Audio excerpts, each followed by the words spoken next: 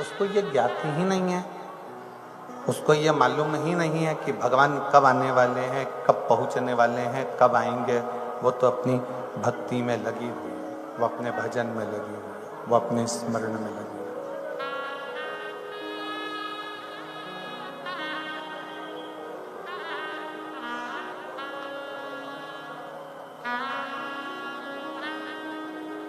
रोज प्रतिदिन 3 को लेके ब्रह्मा, विष्णु और महेश, 3 देखा है। शंभु शिव तत्व की प्राप्ति शंकर हो। आपको क्या लगता है कि शिव महापुराण की कथा आप सुन रहे हो? नहीं, सास की बात होती है तो सास उस कथा को अर्थात छुपकर श्रवण करती है, बहू की बात होती है तो बहू उसको श्रवण करती है। आप और हम इस कथा का रसतत्व ग्रहण कर रहे हैं। आप और हम भगवान शंकर की कथा को अगर बाच रहे हैं, सुन रहे हैं, श्रवण कर रहे हैं तो हमारा शिव उस कथा को स्वीकार कर रहा है। शिव स्वीकार कर।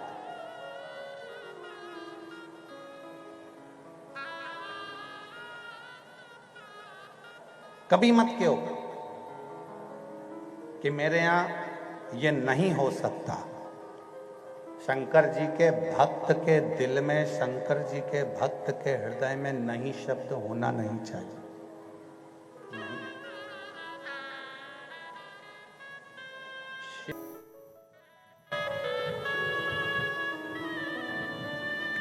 लगा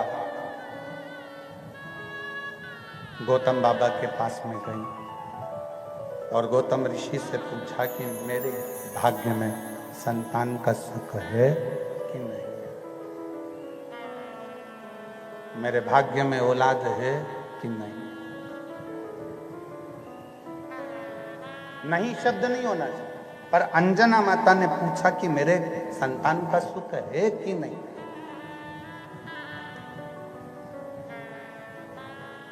औलाद होगी कि नहीं होगी। गौतम ऋषि ने एक बात कह दी अंजना से, बेटी शिव की आराधना करोगी, शंकर जी की पूजन करोगी, शिव आराधना में अगर डूबोगी, शंकर की भक्ति करोगी तो ये निश्चित है कि नहीं शब्द तुम्हारे सामने नहीं रहेगा और शिव तुम्हारी गोदी में संतान जरूर देगा।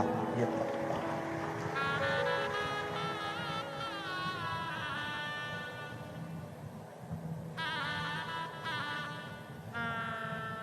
शिव औलाद देंगे, शिव संतान देंगे, ये निश्चित है। आप आराधना करो शंकर भगवान की। कैसे ना दे शिव?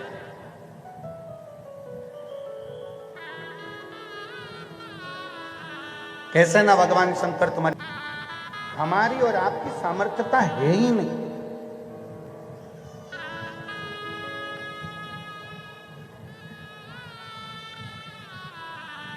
आप कुछ दें, हम कुछ दें, ये हमारी सामर्थ्यता नहीं है, पर देता वो है। करो शिव की आराधना। जब गौतम ऋषि माता अंजना जी से कहते हैं कि शंकर जी की आराधना करो, श्री दशरथ जी महाराज जी ने राम जी को विदा करते समय कह दिया था कि शिव जी की आराधना करना।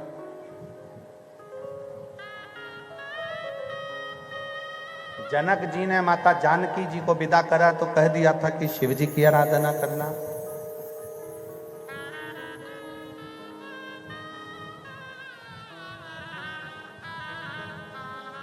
गर्गाचार्य बाबा ने स्वयं कह दिया था भगवान कृष्ण को कि शंकर की आराधना करना। और आज साकरी में यीशु महापुराण की कथा भी यही कर रही है कि शिव की आराधना करना। फिर हम इधर उधर क्यों भटके?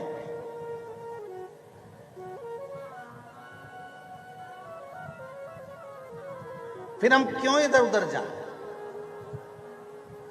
राम जी शंकर जी की आराधना कर रहे हैं, भगवान कृष्ण शिव की आराधना कर रहे हैं, मां अंजना शंकर जी की आराधना कर रही है, केसरी बाबा भगवान शंकर की आराधना कर रहे हैं, तो फिर हम क्यों भटके, किस लिए भटके, किस लिए इधर उधर भटके? शिव की आराधना में, शंकर की आराधना में शिव तत्व को प्राप्त करने का प्रयास करें।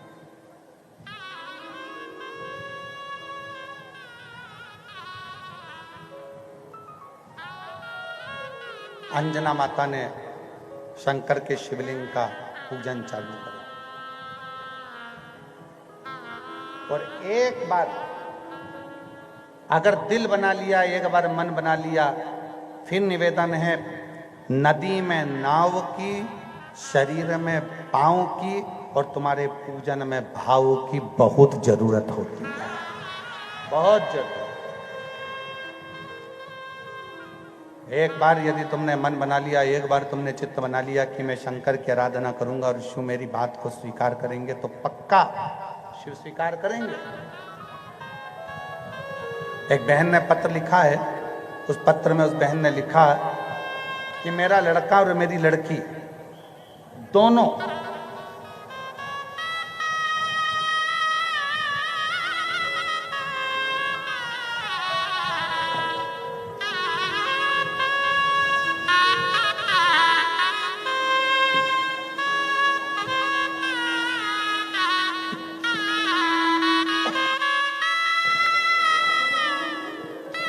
मेरा लड़का और मेरी लड़की दोनों ही गवर्नमेंट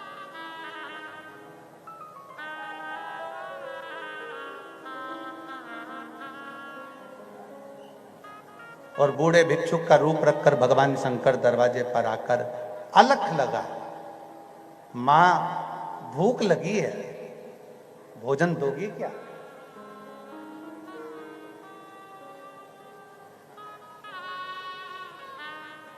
मां भूख लगी है, भोजन दोगी क्या? अलख लगा। अंजना माता ने दरवाजा खोला और दरवाजा खोलकर कहा, बाबा थोड़ी देर से आ जाना, मैं तुमको भोजन दे दूंगी।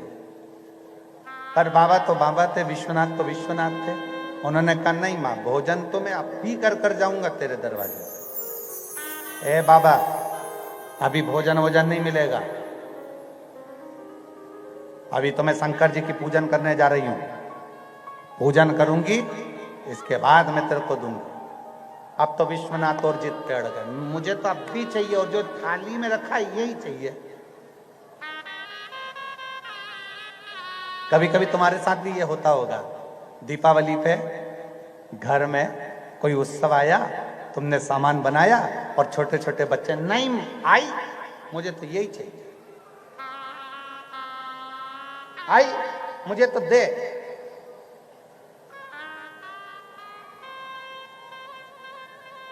आई मुझे तो अब भी चाहिए। आई बोले, अरे अभी पूजन करेंगे, देवा को भोग लगावेंगे, इसके बाद तेरे को दे देंगे। भक्ति कर लेते हो, थोड़े दिन तो तुम भगवान का भजन कर लेते हो, और थोड़े दिन बाद वापिस वैसे की वैसे हो जाते हो, फिर पुनः वैसे ही।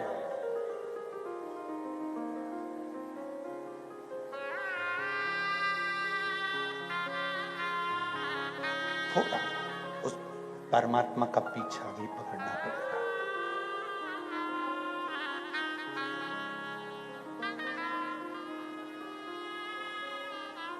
ए आई देना। अच्छा एक बात बताओ, जितनी मेरी जीजियां बैठी हैं, जितने मेरे जीजा बैठे हैं, सब विचार कर कर बताना। बच्चा कहीं से गिर गए, उसके पांव में चोट आ गई, खूब रो रहा, खूब रो रहा, गिर गया, पांव में लग भी गई, हाथ में लग गई, चोट आ गई, खूब रो रहा।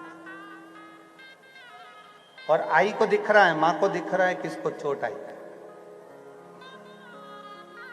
खूब रो रहा है। उसको चुप कराने के लिए मां क्या करती है?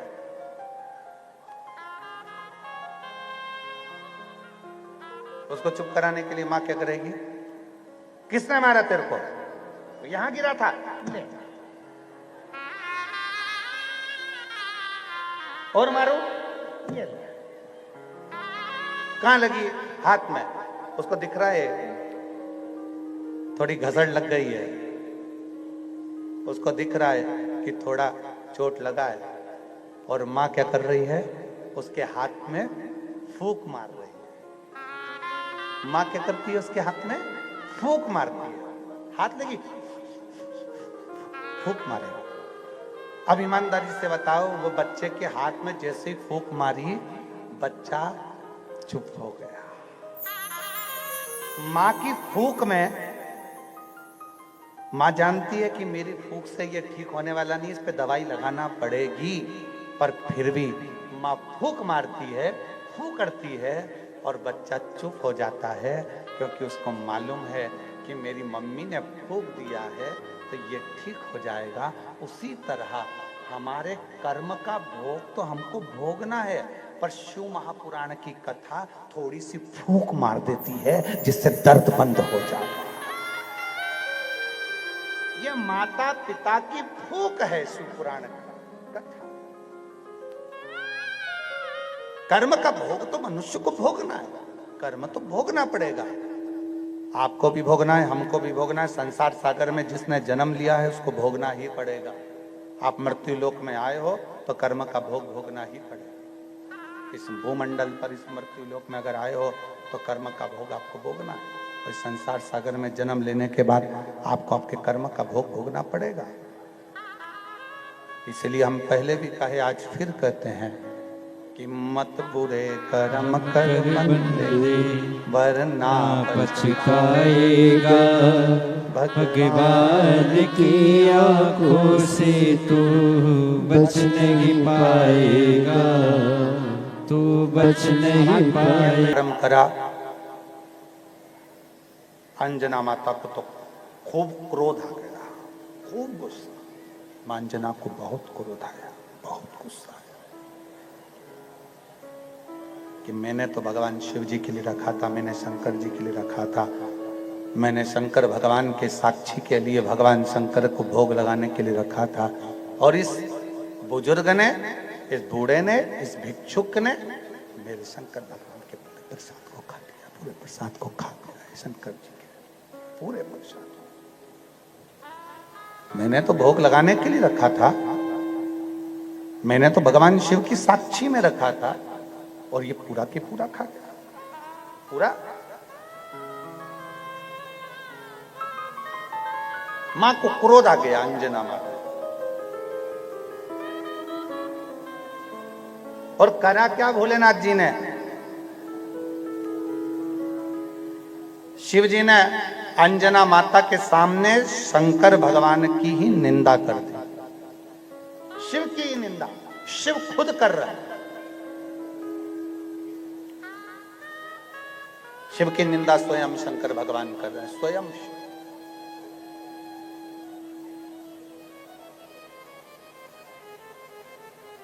एक किसी ने एक प्रश्न किया था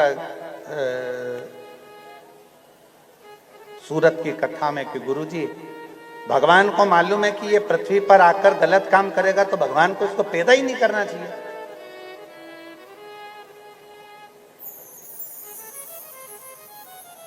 सूरत की कथा में किसी ने एक प्रश्न किया था कि भगवान को मालूम है कि ये पृथ्वी पर आएगा और गलत काम करेगा, तो इसको पैदा क्यों करा भगवान ने? हमने सूरत में तो जवाब नहीं दिया, क्योंकि वो पत्र हमारे ध्यान में बाद में आया, पर यहां जरूर साकरी में जवाब देते हैं कि पवित्र कथा कर बाबा भोलेनाथ का पवित्र चरित्र कर शिव जी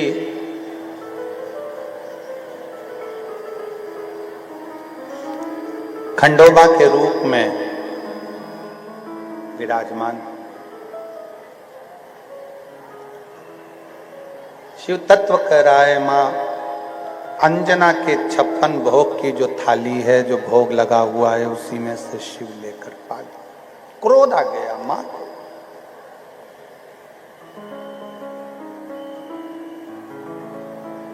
माता अंजना को क्रोध आया। मैंने तो भोजन मेरे बाबा देवाधिदेव महादेव के लिए लगाया था, पर शिव परीक्षा बहुत लेते हैं।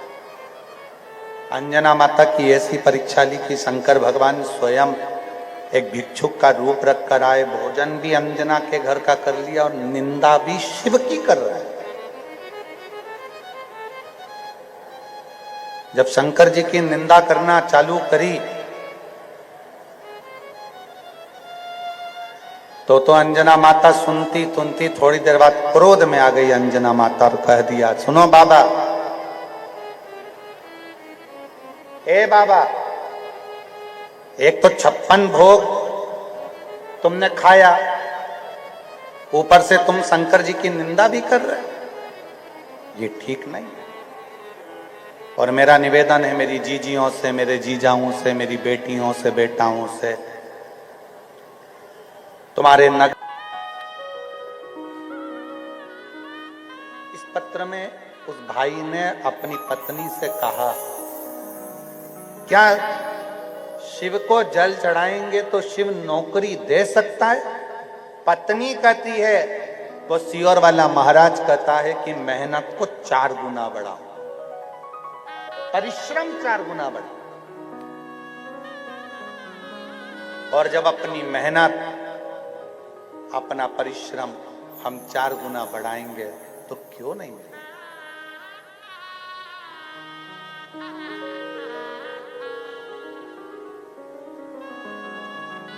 शिरडी गए हो आप लोग? कौन कौन गया है? सब लोग गए हो? रखो।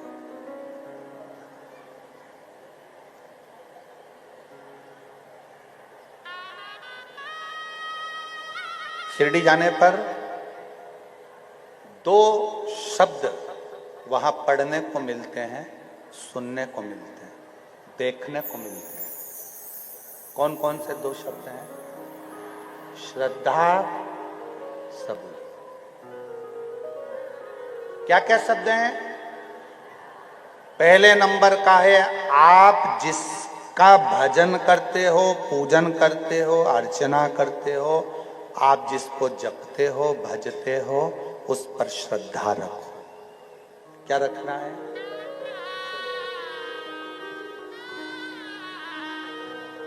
और इससे बड़ा शब्द है कौन सा? सबूर। क्या रखना है? सबूर। थोड़ा सब्र रखिए, थोड़ा सब्र। बहुत जरूरी है सब्र रखना, बहुत जरूरी।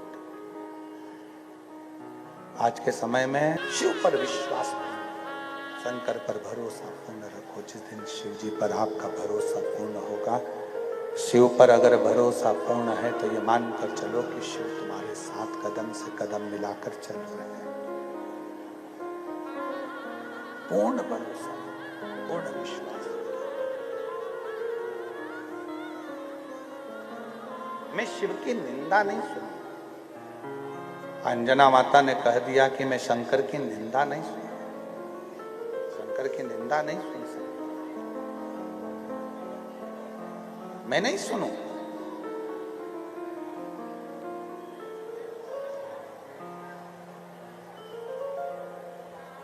शिव की निंदा सुनना भी नहीं है और शिव की निंदा करना भी नहीं है। तुम्हारा काम नहीं हो रहा ना, थोड़ा सब्र रखना। शिरडी जाकर आए हो ना, वहां लिखा है श्रद्धा और सबूरी, थोड़ा सब्र रखो। एक बार बाबा नहीं सुने ना, दूसरी बार सब्र रखना, इंतजार करना।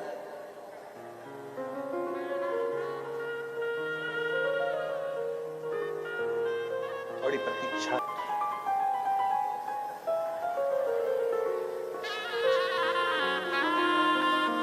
कितना कितना जन सैलाब शिव महापुराण की इस कथा में आया हुआ है। सब अपने अपने इतनी धूप में बैठे हो, इतनी लगनता से, साइलेंट, एकदम चुप, कथा का रसतत्व आप ग्रहण कर रहे हो। कथा का रसतत्व आप ग्रहण कर रहे हो।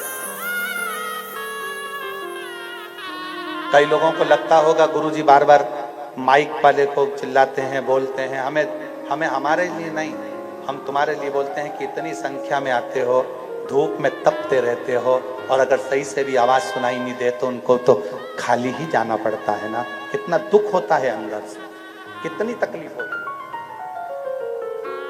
माइक वालों को भी लगता होगा कि गुरुजी चिल्ला, कारण केवल इतना ही, इतने 200-500 रुपए, 1000 रुपए खर्च कर कर, अपना काम छोड़कर, व्यापार छोड़कर, तपती हुई धूप में सुबह से लेकर रात तक, शाम तक, सुबेरे दोपहर में 1 बजे कथा चालू होती है, ये 6-7 बजे से 8 बजे से आके बैठ जाते हैं। आसन नहीं छोड़ते, जगह नहीं छोड़ते, वॉशरूम नहीं जाते, खाते नहीं, पीते नहीं, बच्चों को लेकर धूप में पड़े रहते हैं, और उनको कान में भी अगर कथा नहीं पहुंचे तो जरा विचार करिएगा कि कितना दिल दुखता होगा, अंदर से दिल कचोटता है।